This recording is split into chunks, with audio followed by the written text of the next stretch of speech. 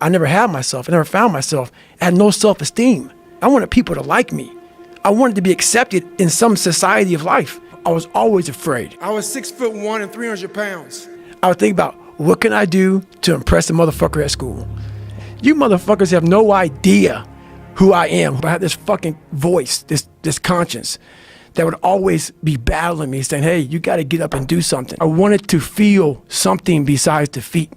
I didn't want to live in this world where I was a fake human being anymore. I thought then I was trying hard. That's the scariest thing in the world. So I came home one day from working at a job called Ecolab where I sprayed for cockroaches. Made $1,000 a month, weighing 300 pounds. And I got home and I watched a show on Discovery Channel of guys carrying boats and logs. Who's gonna carry the boats and the logs? And I decided to make a change in my life. Who's one more to carry the boats? I had to stop giving a fuck about people. That was the biggest thing. I had to stop caring what people thought about me. I realized that everybody's fucked up. That's the one thing I realized. I walked around and I put these people on a fucking pedestal. Everybody was better than me. So I can't tell you anything about me because you're gonna judge me and I'm gonna feel even worse than what I am. What I realized, once I calmed my mind down and sat back and looked at how jacked up this world is, once you realize that you are not alone, everybody that's talking to you about how jacked up you are, only thing they've done better than you is they've hidden their fucked up world better than you have. That's all they've done. Those people who you saw down there in that hole, those people become your friends. And the second you try to get out of that situation and become better, those people are in that grave, in that dungeon, just yanking at your heel. You ain't gonna make me feel like shit by you getting out of this hole. They have a problem with themselves because all you're trying to do is achieve more. If that's a problem for somebody, you have to look at them and say, man, you really have a fucking problem with yourself, huh? I wanted a lot of people that doubted me to look like Apollo Creed did in that 14th round because I got back up repeatedly. We don't have two people. And I'm not saying you're crazy. We have the easy voice, which is that 20% telling yourself, I'm easy at 90% of my full potential, maybe 100% at that 20%. This other voice that we walk very far away from is a voice saying, hey man, you ain't doing shit. Turn up this voice over here.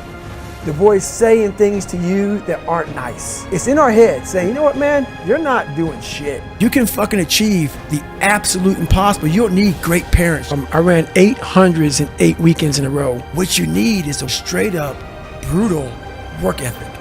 8 100-mile races, 8 weekends in a row. You have to be willing to outwork everybody in the world. You're wasting a bunch of percentage here. We have 80 more percent that we're not tapping into because in this other 80% is suffering, pain, failure, self-doubt, darkness, and then a whole bunch of light. But to get to this light, you gotta go through all of this shit. So everybody goes, how do you do that? You know exactly how to do that. It's not a magic trick. When that alarm clock goes off at 4 or 5 in the morning, your mind says no. You just say, this is what we do. It's what we do now. Because to get to where you want to go, the amount of pain involved, that's your new norm. And then once you do this over and over and over again, it becomes like breathing. I don't want to live this lifestyle, but to get to the other side of this, I have to. So if you really want it, you realize what trying is and what trying is not.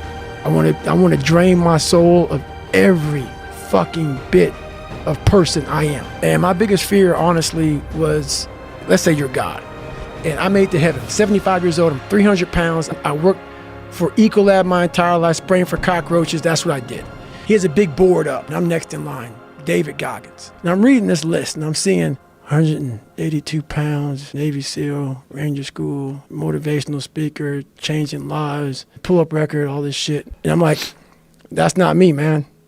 And God looks at me and says, that's who you were supposed to be. I want to go up there and not have anything left on the table. You're gonna do it. You're gonna do it. You're gonna do it. You did it. Yeah.